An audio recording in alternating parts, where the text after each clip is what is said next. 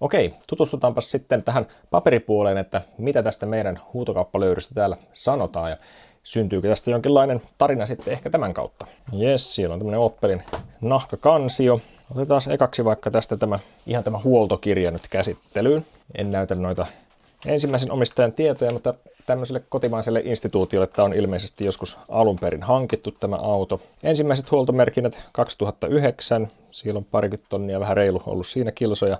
Siellä on pistetty uutta öljyä sisään ja sitten on 40 000 ajettuna ollut tuolla 10 vuonna huoltoa. Sitten täältä löytyy seuraavaksi 11 vuonna. Tuossa onkin hyppy sitten 15 vuonna sitten siitä seuraava toi huolto, eli 62 000 tuolla 11 vuonna ja 131 tonnia sitten 15 vuonna, niin toi nyt heti vähän yhtäkkiä näyttää aika pahalta, mutta mun mielestä se oli niin, että sitten kun tänne mennään katsomaan näitä ylimääräisiä öljyvaihtohuoltoja, niin täältä löytyy sinne väliin sitten, tuolla oli 2012 vuotta, pari kertaa siellä huolettu, 13, 14, 15, eli ei mitään hätää. Monesti nämä huoltokirjat on tällä lailla tehty, että sitten tuolla on tuommoista niin kuin pienemmälle huollolle jätetty tilaa tuonne kauemmaksi kirjaa. 17 vuonna 167 000, siellä lisää 17 vuonna. Tuolla on muuten toi jakopääsarja ja vesipumppu on 155 000 kohdalla. Siellä on tietysti mielenkiintoinen informaatio se. Katsotaan löytyykö täältä myöhempää merkintää siitä, että koska se on tehty. Täällä on sitten 20 vuodelle löytyy vielä. Siellä on pantu ilmansuodatin ja sitten öljyt taas tossa. Ei mitään kovin spesiaalia sinänsä. Ja mites täällä sitten 20 vuosiko jää viimeiseksi, mitä täältä löytyy. Korrosionestohuolto oli tuolta alkupäätä.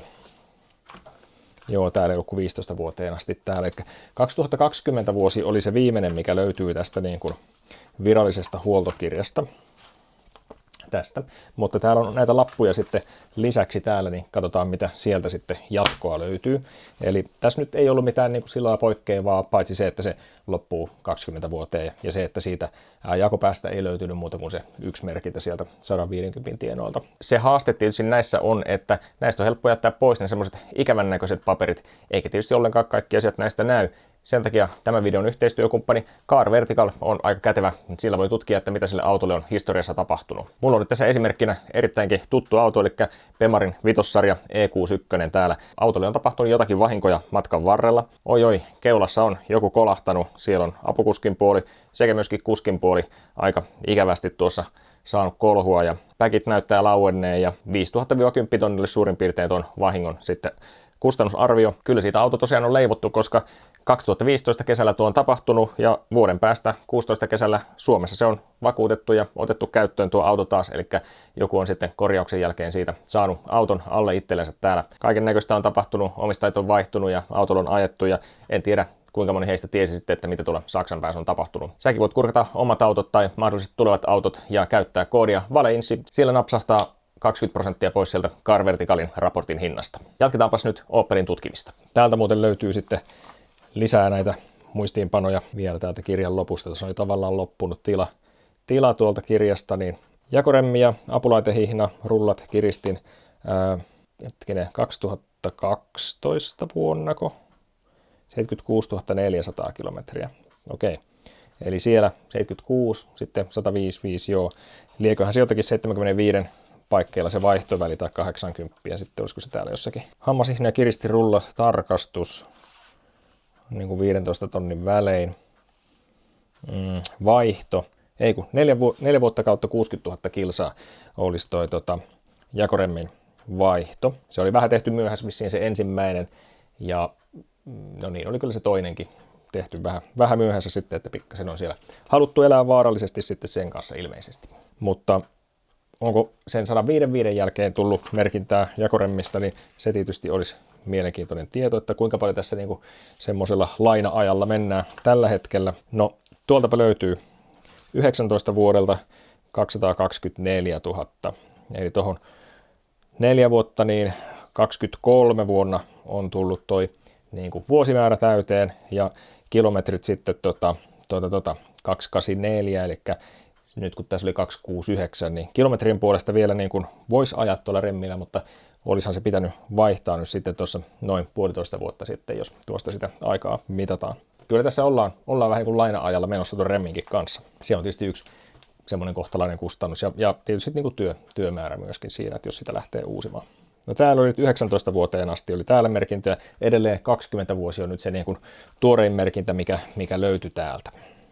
Täällä oli sitten näitä kaiken näköisiä mediajutun käyttöohjeita ja mitä täällä nyt onkaan sitten. Sitten on oikein virallinen ohjekirja ja tuolla on joku tämmöinen sitten oikein tämmöinen kaunis esite sitten autosta, mutta täällä oli myöskin sitten joku napannut tämän jakoremmin ohjeen tänne kyytiin, että miten se sitten vaihdetaan. Täällä muuten lukee, että 120 000 tai 8 vuotta tuo jakoremmin vaihtoväli. En tiedä, onko sitä muutettu, joskus tämä on 2012 vuodelta kyllä tämä, niin tämä on kyllä ristiriidassa sen suhteen, mitä tuolla niin kuin virallisessa huoltokirjassa sanotaan, että en aivan välttämättä luottaisi tähän. Tämä on jostakin Boschin systeemistä vissiin tämä. Ei kyllä varmaan pidä paikkaansa, jos virallista ohjekirjaa mietitään. Täällä on vain katsastuslappu. Tämä on 234 000 ajettu ja vuonna 2020. Itse asiassa onko tämä jälkitarkastus? Näyttäisi olevan. Täällä oli katsastuslappu sitten 22 vuodelta. Tämä on 251 ollut silloin ajettu ja nyt sitten täällä 22 vuonna on ollut maininta. Mä toki koitan blurrailla kaikki mahdolliset, ei vaan mitään yksilöintitietoja jäisi tänne mihinkään näkyville. Laitetaan tuosta ruudulle, mutta siis täällä on etusuumavalo, siellä on ollut valokuvio epäselvä, se on korjattava. Ja ympäristöhaitat, öljyvuodot, moottoriöljyvuoto korvattava 11.4.22 mennessä. Sitten täällä on korjauskehotus tuonne kallistuksen vakaajan kiinnitys takana vasemmalla ja oikealla korjattava myöskin 22 huhtikuun mennessä. Ja nyt palaamme tähän. Tämä oli siis 22 vuodelta tämä katsastuslappu, mutta se on mennyt läpi. Noi korjauskehotukset ei ole vielä riittänyt hylkyyn asti. Otetaan seuraava 23 vuoden katsastuslappu. Okei, tämä on tämä korjaamo käynyt tämän katsastamassa sitten ja täällä on äänimerkin antolaite, ei toimi, korjattava toukokuuhun mennessä 23. En ole itse asiassa testannut, että toimiiko se nyt. Se voisi vielä tietysti katsoa, että joko se nyt pelaa. No sitten meillä on täällä 24 vuodelta lappu, 24 katsastus täällä maaliskuulla, niin korjauskehotus, äänimerkin antolaite ei toimi. Eli eikö se ollut just siinä edellisessä? Jep, 23 katsastuksessa ei ole töötti toiminut. Ei ole kiinnostanut korjata sitten niin kuin seuraavan vuoden katsastukseen, eli ei ole edelleenkään toiminut. Turvallista matkaa. Kallistuksen vakaajan kiinnitys, välyksellinen takana, vasemmalla ja oikealla. Eli 24 vuoden katsastuksessa sama kommentti tuosta kallistuksen vakaajan kiinnityksistä kuin siellä toissa vuonna, 22 vuonna. 23 vuonna siitä ei ollut mainintaa, ja nyt sitten taas 24 siitä on mainittu. Eli sillekään ei ole jaksettu tehdä yhtään mitään. Ja sitten täällä 24 vuonna taas moottori, öljyvuoto edessä. Eli tämä on nyt sitten varmaan, olisiko tämä sitten se vuoto siihen pakosarjan päälle, eli sieltä venttiilikopan tiivisteen paikkeelta. Voi olla, että on se öljypohjan vuotokin, en osaa sanoa, mutta veikkaisin, että tuo ei ole välttämättä ollut se. Vähän huono kuva maalautuu tästä niin kuin toiminnasta. Vähän semmoinen ikävä maku tulee tosiaan, että ei ole kyllä kauheasti ehkä niin kuin jaksettu pitää huolta tästä autosta. Olisi ehkä kannattanut. Sitten tosiaan, kun se 20 vuoteen loppu ne huoltomerkinnät, niin täällä on nyt 21 vuodelta tämmöinen kuitti sitten huollosta. Täällä on takajarrupalat lähinnä ja siinä tarvikkeet ja vähän jotain öljyä tai nestettä sinne lisätty, niin ei ole sen kummempaa tehty. 21 vuonna on huoltolappu 22 vuodelta, eli kyllä taas on sinäkin vuonna jotakin tehty. Jarrulevy oikea taka, jarrupalat etu, eli taakse vaihdettu vain toinen jarrulevy. Joo, okei, no voi kai sillä joku syy olla, mutta vähän kans tommonen, että vissiin on ollut valtava halu säästää sitten, ettei joku toinen vaihdettu, katsastettu on ja vähän jotakin parkkipolttimoa laitettu. Tässä taitaa nyt olla sitten viimeinen huoltokuitti, mikä löytyy, eli tässä on pakoputken korvakkeet tehty. No se huomattiinkin siellä auton alla, että siellä on jotain hitsailtu. Takajarrut käytetty, auki, herkistelty, säädetty, joo. Jarrukengän kiinnitysosa, tarvikkeet, moottoriöljyä lisätty 23 huhtikuussa. Ja arvokkaa mitä, äänimerkki ei toimi, on tänne kirjattu. Ja myöskin perän Stefa vuotaa. Ja näille ei mistään löydy, että olisi mitään kyllä tehty. Ja tuo öljyn lisääminenkin, niin en tiedä, tällä on ajettu 258 000, että siitä on nyt sellainen 11 000 ajettu sen jälkeen, että toivottavasti sitä öljyä on joku sinne jossakin vaiheessa vähän kattonut ja lisännyt, mutta ei oikein nyt tiedä.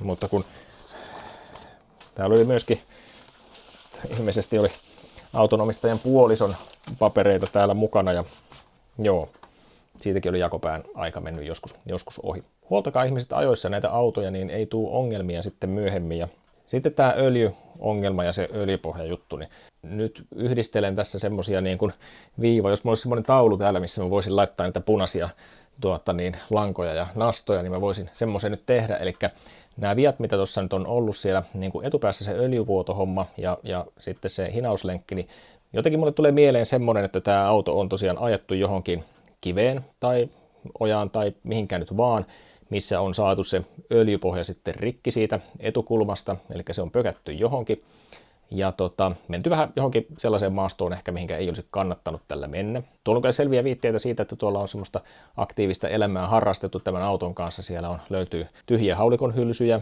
pienoiskivärin hylsyjä taisi olla. Sitten oli tietysti paljon koirankarvoja, että varmaan koiran kanssa on metsästetty ja löytyi viitteitä urheiluharrastuksiin ja lapsia on ollut kyydissä ja näin, että varmaan tämmöinen aktiivista elämää viettävä perhe on ollut jolla tämä auto on ollut, niin en tiedä, onko siellä metsästysreissulla sitten vähän rennommin joskus tuolla päästelty ja se on sitten johonkin kolahtanut ja sitten on keksitty, että no koitamaan vetää sen sieltä pois. Ehkä siellä on ollut, taas spekuloidaan, että siellä on ollut joku metsästyskaveri maasturilla tai jollakin sitten ja on pistetty liina kiinni sinne vetolenkkiin, mikä siellä keulan kulmassa on ja siitä ehkä vedetty niin kuin sivulle päin, näin mä tosiaan arvelen ja sieltä sitten on se lenkki irronnut, se ei ole sitä kestänyt ja siinä on ollut varmaan niin paljon hankalassa paikassa se auto, että se on lentänyt sieltä ja repinyt sitä puskuria ja muuta siinä samalla. Ja joku tämmöinen niin tapahtumakulku tulee mieleen, että vois olla mitä siinä on tapahtunut ja